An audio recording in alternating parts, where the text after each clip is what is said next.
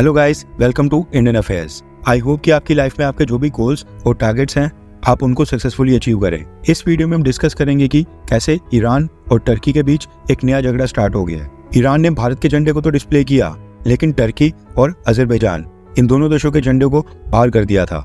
एक देश दुनिया का सबसे बड़ा शिया मुस्लिम देश है और दूसरा सुन्नी मुस्लिम है, और अब दोनों के बीच एक टसल स्टार्ट हो गई है। अभी ईरान के प्रेसिडेंट इब्राहिम रईसी का फ्यूनरल प्रोसेशन खत्म ही नहीं हुआ है, इस बीच ईरान और टर्की की आपस में लड़ाई स्टार्ट हो गई है, और वो भी इसी हेलीकॉप्टर क्रैश को लेकर। भारत और टर्की के झंडे की क्या स्टोरी है वो वीडियो के सेकंड हाफ में है, एंड अगर आपको वो देखनी है तो आप डायरेक्ट वीडियो को स्किप करके आगे जा सकते हैं। आपको याद होगा जब ईरान के प्रेसिडेंट इब्राहिम रईसी के हेलीकॉप्टर क्रैश की न्यूज आई थी, उस समय हमने आपको बताया था कि 12 घंटे बीत जाने के बाद भी ईरान की सरकार उस लोकेशन को ढूंढ ही नहीं पा रही थी जहां पर हेलीकॉप्टर क्रैश हुआ था। अब क्योंकि हेलीकॉप्टर के ऊपर देश का प्रेसिडेंट और विदेश मंत्री था, इसलिए ईरान की सरकार से लेकर सेना और वहां की इंटेलिजेंस एजेंसीज ये सारे नर्वस हो गए थे, क्योंकि इस तरह के हेलीकॉप्टर क्रैश के बाद रेस्क्यू टीम क्रैश की साइट के ऊपर जितनी जल्दी जा पहुंचे, हेलीकॉप्टर में सवार लोगों को फर्स्ट एड उतनी जल्दी मिल जाएगी। इमरजेंसी मेडिकल ट्रीटमेंट अगर टाइम के ऊपर मिल जाए तो फिर क्रैश में घायल लोगों की जान बचाने की पॉसिबिलिटी उतनी ज्यादा बढ़ जाती है।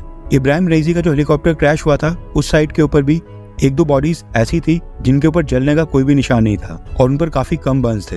ऐसे में अगर क्रैश लैंडिंग के बाद मेडिकल टीम उस साइट के ऊपर जल्दी पहुंच जाती तो इस चीज की पॉसिबिलिटी कि उनको बचाया भी जा सकता था, लेकिन उस समय ईरान की सरकार को पता नहीं चल पा रहा था कि हेलीकॉप्टर की क्रैश लैंडिंग एग्जैक्टली किस लोकेशन के ऊपर हुई है। फिर समय के ऊपर मेडिकल ट्रीटमेंट पहुंचाना वो तो दूर की बात है। अब जब ईरान ने अपने लेवल के ऊपर सारे रिसोर्सेज को यूज कर लिया, उनको तब भी हेलीकॉप्टर का सुराग नहीं मिल पा रहा था, तो ईरान ने डिसाइड किया कि वो भारी देशों की मदद लेगा। हिंदी में एक मुहावरा है, मुसीबत में गधे को भी बाप बनाना पड़ता है, यानी इंसान को मजबूरी में कुछ भी करना पड़ता है, और ईरान ने भी उस सिचुएशन के ऊपर वही किया। इब्राहिम रईसी जिस हेलीकॉप्टर के ऊपर सवार थे वो अमेरिकन कंपनी का था, इसलिए उस समय ईरान की सरकार ने अमेरिका के साथ अपने सभी मतभेदों और दुश्मनी को साइड के ऊपर रखते हुए अमेरिका को भी कांटेक्ट किया और उनसे मदद मांगी। लेकिन अमेरिका ने लॉजिस्टिक्स रीजन बोलकर ईरान के प्रेसिडेंट इब्राहिम रईसी के हेलीकॉप्टर को लोकेट करने में मदद करने से पूरी तरह इनकार कर दिया। उसके बाद खबर आई कि ईरान ने यूरोपियन यूनियन को कांटेक्ट करके कहा है कि वो हेलीकॉप्टर को लोकेट करने में उनकी मदद करें, जिसके बाद यूरोपियन यूनियन ने भी क्रैश हेलीकॉप्टर को लोकेट करने के लिए अपनी सैटेलाइट्स को डिप्लॉय कर दिया था और ईरान की मदद के प्रयास करना स्टार्ट कर दिया। अब ये भी ऑब्वियस ही बात है कि यूरोपियन यूनियन भी अमेरिका की डायरेक्शंस के ऊपर ही चलता है, खासकर सिक्योरिटी से जुड़े मसलों के ऊपर। एंड आई एम श्योर कि ईरान की मदद के लिए भी सैटेलाइट डिप्लॉय करने से पहले यूरोपियन यूनियन ने भी अमेरिका को कॉन्टैक्ट करके अमेरिका से परमिशन ली होगी, और अमेरिका की ग्रीन सिग्नल के बाद ही यूरोपियन यूनियन ने ईरान के लिए अपनी सैटेलाइट्स को डिप्लॉय किया होगा। यूरोपियन यूनियन की मदद के बाद नाम आया टर्की का। अब आपको पता है कि टर्किश प्रेसिडेंट अर्दोगान मुस्लिम देशों का खलीफा बनने का ख्वाब देख रहे हैं। ऐसे में टर्की ने हेलीकॉप्टर को लोकेट करने के लिए ईरान को मदद का ऑफर किया और कहा कि वो ईरान की मदद करने के लिए अपने नाइट विजन हेलीकॉप्टर्स, ड्रोन्स और सर्च एंड रेस्क्यू टीम को भेजना चाहते हैं। अब ऐसी सिचुएशन के ऊपर जितने ज्यादा रिसोर्सेज से मदद मिले उतना ही अच्छा होता है, इसलिए ईरान ने भी टर्की को परमिशन दी और टर्की ने ईरान की मदद के लिए सबसे पहले अपने ड्रोन्स को डिप्लॉय कर दिया। एंड टर्की के इन ड्रोन्स बनाने वाली कंपनी बेकार टेक ने ईरान की मदद करने से ज्यादा उस समय एक बहुत ही घटिया काम किया, जिसके कारण आज की डेट में ईरान टर्की से चिढ़ गया है। टर्की ने क्या किया कि हेलीकॉप्टर को लोकेट करने के लिए जो बेरफ्तार ड्रोन्स भेजे थे उसकी लाइव लोकेशन और लाइव रिकॉर्डिंग न्यूज चैनल्स के साथ शेयर करना स्टार्ट कर दिया।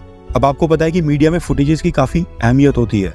ऐसे में उस समय दुनिया के बड़े बड़े न्यूज चैनल्स ने टर्की के ड्रोन्स द्वारा प्रोवाइड की जा रही ईरान के अंदर की लाइव फुटेजेस को स्ट्रीम किया। दुनिया भर से करोड़ों लोग लाइव फुटेजेस में देख रहे थे कि ईरान की एयर स्पेस में एंटर होने के बाद टर्की के ड्रोन्स के सामने वहां पर क्या क्या नजारा चल रहा है। इस बीच टर्की के ड्रोन्स ने अचानक से कुछ हीट सिग्नल्स भी डिटेक्ट किए थे, लेकिन बाद में जब इस लोकेशन के ऊपर ईरान आर्म्ड फोर्सेस के फुट सोल्जर्स पहुंचे तो वहां पर उनको कुछ भी नहीं मिला। साफ नजर आ रहा था कि टर्की की मदद की इंटेंशंस कम थी बल्कि पब्लिसिटी की ज्यादा, और टर्की ऐसे मौके के ऊपर भी अपने ड्रोन्स की एडवर्टाइजमेंट कर रहा था। ये दिखाने की कोशिश कर रहा था कि उनके ड्रोन्स कितने हाईटेक और एडवांस टेक्नोलॉजी से लैस हैं। इसके साथ ही टर्की के प्रेसिडेंट अर्दोगान ने भी अपनी स्टेटमेंट में टर्की के ड्रोन्स की तारीफ की और ये दावा किया कि हेलीकॉप्टर क्रैश साइट को डिटेक्ट करने में टर्की के बेरफ्तार ड्रोन्स पूरी तरह से सफल साबित हुए। मगर ये चीज ईरान की सरकार को पसंद नहीं आई। रात के अंधेरे में जब इब्राहिम रईसी की हेलीकॉप्टर क्रैश लैंडिंग साइट की लोकेशन पता चली, उसके बाद से मीडिया में इस तरह की न्यूज फैलना स्टार्ट हो गया कि इब्राहिम रईसी के हेलीकॉप्टर को टर्की के ड्रोन्स ने लोकेट किया है, और अर्दोगान ने तो पहले ही अनाउंस कर दिया था, जिसके बाद दुनिया के कई सारे इंटरनेशनल मीडिया हाउसेज में आर्टिकल छापे गए कि टर्की के ड्रोन हाईटेक और एडवांस्ड हैं और ये खराब वेदर कंडीशंस, हाई एल्टीट्यूड और रात के अंधेरे में भी इफेक्टिव तरीके से सर्विलांस और रिकनेसेंस ऑपरेशन में पूरी तरह से सक्षम है। और अगर टर्की के ये ड्रोन ईरान की मदद करने के लिए नहीं आते तो फिर ईरान अपने प्रेसिडेंट को लोकेट भी नहीं कर पाता। यानी कि इस पूरे सिनेरियो को इस तरह से पोर्ट्रे किया जाने लगा कि मुस्लिम देशों में टर्की सबसे पावरफुल कंट्री है और ईरान जैसे देशों को भी टर्की के ऊपर ही निर्भर रहना पड़ता है। अब जब मीडिया में ये सारी न्यूज़ें चल रही थी, ईरान ने कोशिश की कि ये सारी रिपोर्ट्स वो फिलहाल के लिए इग्नोर करे और अपने प्रेसिडेंट इब्राहिम रईसी के फ्यूनरल प्रोसेशन को खत्म होने दे।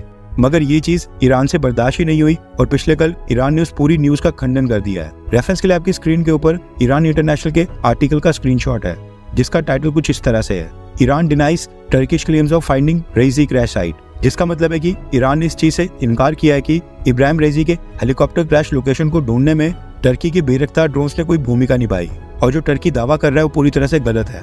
The general staff of Iran armed forces ने एक स्टेटमेंट जारी की है जिसमें उन्होंने कहा है कि हेलीकॉप्टर क्रैश की exact location Iran armed forces की ग्राउंड रेस्क्यू टीम और ईरान के ड्रोन्स ने ही पता लगाई थी। स्टेटमेंट में आगे बोला गया है कि टर्की के ड्रोन्स में night vision and thermal cameras तो थे, लेकिन टर्की के बेरख्तार ड्रोन्स में अंडर क्लाउड पॉइंट डिटेक्शन और कंट्रोल कैपेबिलिटीज नहीं थी, जिसकी वजह से Turkish drone pin point location को नहीं बता पाए। ईरान ने अपनी स्टेटमेंट में कहा है कि टर्की के ड्रोन्स ने जो लोकेशन बताई थी वो एग्जैक्ट लोकेशन से 7 किलोमीटर दूर थी और उस वेदर कंडीशंस और हिली टेरेन में ये बहुत ही बड़ा डिफरेंस था। ईरान ने अपनी टीम्स को हर जगह के ऊपर भेजा और डिप्लॉय किया जहां के टर्किश ड्रोन ने कोऑर्डिनेट्स दिए थे, लेकिन ईरान की ग्राउंड रेस्क्यू टीम को वहां पर कुछ भी नहीं मिला था। यानी उस क्रूशियल टाइम के ऊपर भी टर्की के ड्रोन्स ने केवल ईरान का टाइम वेस्ट ही किया और कुछ नहीं। एट द एंड ईरान के ड्रोन्स ने जो कोऑर्डिनेट बताए वहीं पर क्रैश हुआ हेलीकॉप्टर का मलबा मिला। अब ये विवाद पैदा हो गया ईरान और टर्की के बीच। अभी फिलहाल टर्की की सरकार ने ईरान को कोई रिप्लाई नहीं दिया है और अगर टर्की की सरकार की तरफ से कोई जवाब आता है तो हम वो भी रिपोर्ट करेंगे। अब आते हैं फ्लैग वाली स्टोरी के ऊपर। रेफरेंस के आपकी स्क्रीन के ऊपर अजरबैजान के अजारी टाइम्स की रिपोर्ट का स्क्रीनशॉट है। दरअसल इब्राहिम रईसी के हेलीकॉप्टर क्रैश के ऊपर दुनिया के कई सारे देशों ने ईरान को अपनी संवेदना प्रकट की थी। उन सभी देशों को थैंक्स बोलते हुए प्रेसिडेंट ऑफ ईरान की वेबसाइट के ऊपर इब्राहिम रईसी के फोटो के साथ एक स्पेशल पिक्चर रिलीज की गई। पिक्चर में उन सभी देशों के झंडे थे जिन्होंने इब्राहिम रईसी की मौत के ऊपर शोक व्यक्त किया था। भारत के तिरंगे झंडे समेत दुनिया की 48 कंट्रीज के फ्लैग वहां पर डिस्प्ले किए गए थे, लेकिन इसमें टर्की और अजरबैजान इन दोनों के झंडे नहीं लगाए गए थे। अब ये फोटो आने के बाद जब नेटिजन्स ने इसको नोटिस किया, ईरान और टर्की के लोगों के बीच एक सोशल मीडिया के ऊपर एक छोटा सा वॉर स्टार्ट हो गया, जिसमें ईरान की आलोचना स्टार्ट हो गई। जैसे ही स्टोरी वायरल हुई उसके बाद ईरान के प्रेसिडेंट की ऑफिशियल वेबसाइट के ऊपर पुरानी पिक्चर को डिलीट किया गया और फिर वहां पर इब्राहिम रईसी की फोटो के साथ एक नई पिक्चर रिलीज की गई, जिसमें टर्की और अजरबैजान इन दोनों देशों के झंडों को भी वहां पर डिस्प्ले किया गया। वैसे अगर इस स्टोरी को इग्नोर भी करें, लेकिन जो टर्की के ड्रोन्स वाली स्टोरी है वो काफी सीरियस है। वैसे हैरानी होती है टर्की जैसे देशों के ऊपर भी। वहां पर इब्राहिम रईसी के हेलीकॉप्टर को जल्द से जल्द लोकेट करने की कोशिश हो रही थी और यहाँ पर टर्की अपने ड्रोन्स की लाइव वीडियोस न्यूज चैनल्स पे बांट रहा था, क्योंकि उसको पता था कि यही सस्ती पीआर का मौका है जब दुनिया के करोड़ों लोग टर्किश ड्रोन्स को देख पाएंगे। इतनी घटिया चीज इनके दिमाग में आ भी कैसे जाती है। आपकी जानकारी के लिए बता दूं कि बेरख्तार ड्रोन्स बनाने वाली कंपनी बेकार टेक्नोलॉजी का मालिक अर्दोगान का दामाद है, जो कि एक पायलट इंजीनियर भी है।